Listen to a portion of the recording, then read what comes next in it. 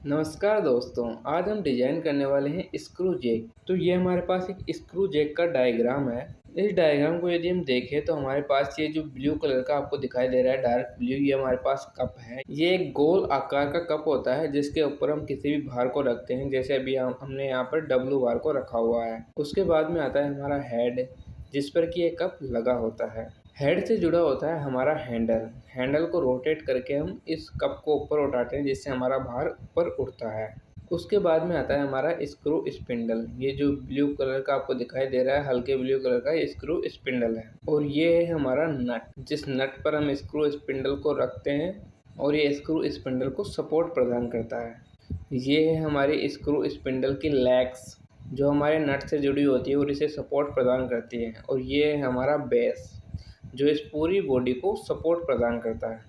अब इसमें प्रोसेस क्या होती है कि जैसे हमें किसी भी भार को उठाना है या हमें किसी कार को उठाना है, उसका टायर लगाना है, तो हम उस कार के नीचे इस स्क्रू जैक को रखेंगे। उसके बाद में हम इस हैंडल को घुमाएंगे। जैसे हम इस हैंडल को घुमाएंगे, ये स्क्रू स्पिंडल है, ये ऊपर जाने लगेगा, जिससे ये कप ऊपर उठेगा और हमारी गाड़ी या जो भी भार है हमारा, वो ऊपर उठ जाएगा। तो इसकी डिज़ाइन प्रोसेस में हम सबसे पहले डिज़ाइन करेंगे हमारे स्क्रू स्पिंडल का। उसके बाद में हम डिज़ाइन करेंगे नट का। उसके बाद में हम डिज़ाइन करेंगे इस नट कॉलर का। जो ये वाला हिस्सा ही नट कॉलर है और ये पूरा हिस्सा ये नट है। उसके बाद में हम डिज़ाइन करेंगे इस नट की थ्रेड्स का। जो आपको इन दोनों ब्लू लाइनों के बीच में गैप दिख रहा है, यहाँ पर है थ्रेड्स, इन दोनों की, नट की और स्क्रू स्पिंडल की थ्रेड्स यहाँ पर मैच हो रखी है। तो इन थ्रेड्स का हम डिज़ाइन करेंगे। उसके बाद में हम डिज़ाइन करेंगे इस हैंडल का। और लास्ट में हम डिज़ाइन करेंगे जब इस स्क्रू स्पिंडल पर बकलिंग लोड लगता है। तो अब डिज़ाइन शुरू करते हैं। तो सबसे पहले हम डिज़ाइन करेंगे स्क्रू स्पिंडल का। तो हम जानते हैं डिज़ाइन में बेसिकली हम क्या ज्ञात करते हैं, डायामीटर और उस पर लगने वाले स्ट्रेसेस। तो हम इसमें सबसे पहले डायामीटर ज्ञात करेंगे, फिर स्ट्रेसेस ज्ञात करेंगे स्क्रू स्पिंडल पर लगने वाले। तो डायामीटर के लिए हमारे पास यहाँ पर दो स्ट्रेस होते हैं। दोनों स्ट्रेसों में हम यहाँ पर डायामीटर ज्ञात करेंगे। पहला स्ट्रेस है हमारे पास कंप्रेसिव स्ट्रेस। जब कंप्रेसिव स्ट्रेस लग रहा हो तब इसका डायामीटर ज्ञात करेंगे। कंप्रेसिव स्ट्रेस कैसे लगता है, देखिए, ये हमारे पास स्क्रू स्पिंडल है, राइट। अब यहाँ पर जब डब्लू लोड स्क्रू स्पिंडल पर इस प्रकार से लगता है तो नीचे से जो नट इसे सपोर्ट दे रहे हैं उसके कारण एक फोर्स इस पर इस प्रकार से लगता है। ये दोनों फोर्स इस वाले हिस्से को यहाँ पर कंप्रेस करने की कोशिश करते हैं। इस कंप्रेशन के कारण यहाँ पर एक स्ट्रेस उत्पन्न होता है जिसे हम कहते हैं कंप्रेसिव स्ट्रेस। तो compressive stress sigma c is equal to हमारे पास होता है W upon A. Sigma c यहाँ पर कंप्रेसिव स्ट्रेस है, डब्लू लोड है जो हमारे स्क्रू जैक पर लग रहा है। यानी स्क्रू जैक के द्वारा हम जो भी लोड या भार उठाते हैं उसे हम कहते हैं डब्लू। ए यहाँ पर है हमारा रेजिस्टेंस एरिया।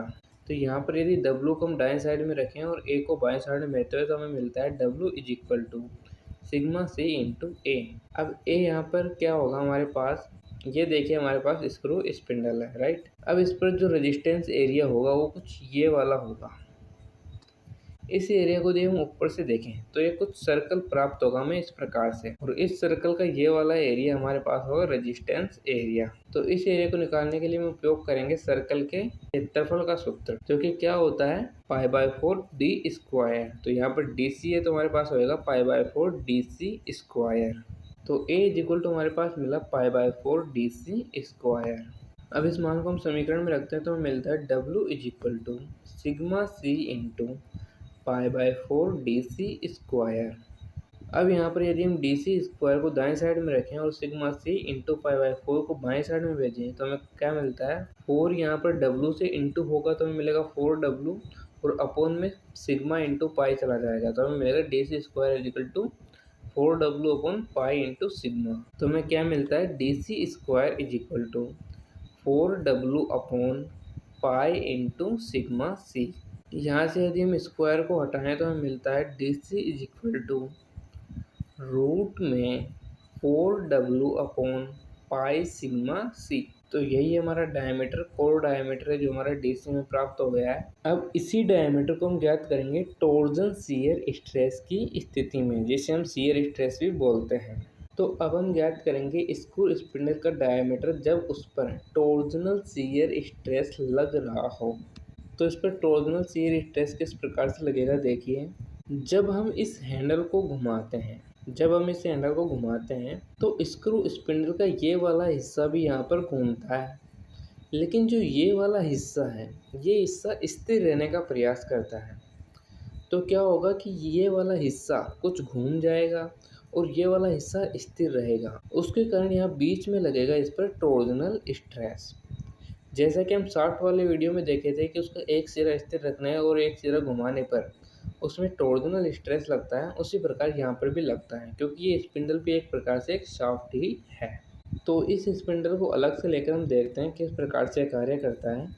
तो ये हमारा स्क्रू स्पिंडल था। इसमें यहाँ पर ये सिरा स्थिर रहने का प्रयास कर रहा था हमारा, और ये सिरा हमारा घूमने का प्रयास कर रहा था। तो उसमें क्या होगा कि इस सिरे की एक्सिस कुछ इस प्रकार से हो जाएगी, यानी यहाँ पर एक टॉर्जन क्रिएट हो जाएगा, जिसके कारण यहाँ पर स्ट्रेस लगेगा, जिसे हम कहते हैं टॉर्जनल शियर स्ट्रेस। तो यहाँ पर इस स्क्रू स्पिंडल को हैंडल के द्वारा रोटेट करने के लिए जो हमें टॉर्क चाहिए उसकी गणना करने के लिए हम टॉर्जन इक्वेशन का उपयोग करते हैं, जो कि हमारे पास T1/J इज इक्वल टू टाउ/R is equal to N θ/L।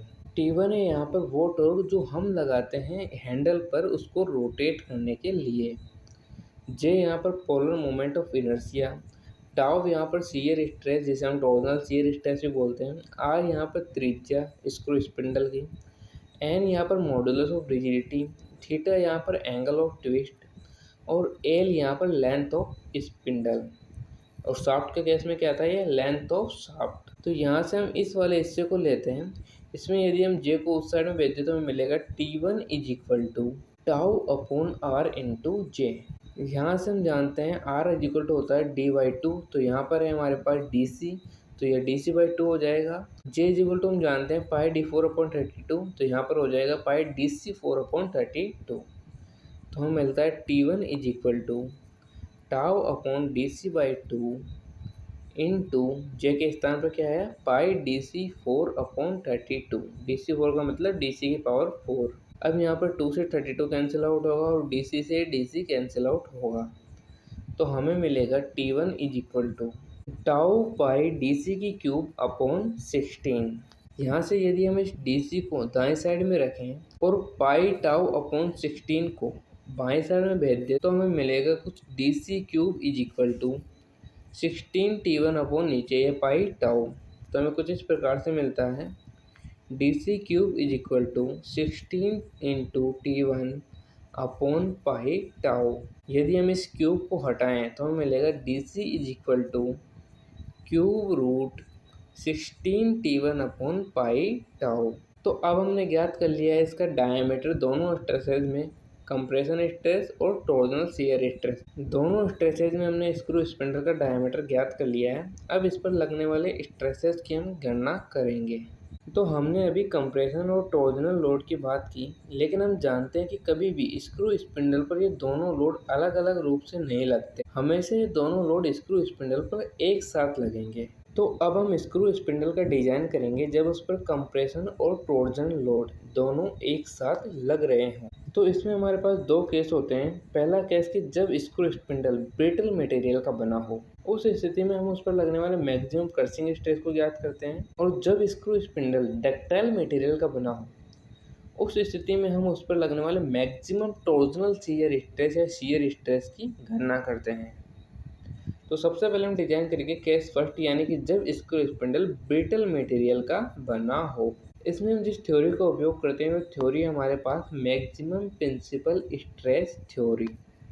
ये थ्योरी हमें क्या कहती है, sigma c max is equal to sigma C/2 plus root के अंदर सिग्मा C/2 की होल स्क्वायर प्लस टाउ की स्क्वायर। सिग्मा सी मैक्स यहाँ पर क्या है, maximum compression stress, sigma c compression stress और टाउ है यहाँ पर टॉर्जनल शियर स्ट्रेस या शियर स्ट्रेस। अब हम ज्ञात करेंगे केस 2, यानी कि जब स्क्रू स्पिंडल डक्टाइल मटेरियल का बना हो। इसमें हम जिस थ्योरी का उपयोग करेंगे वो थ्योरी है हमारे पास मैक्सिमम शियर स्ट्रेस थ्योरी।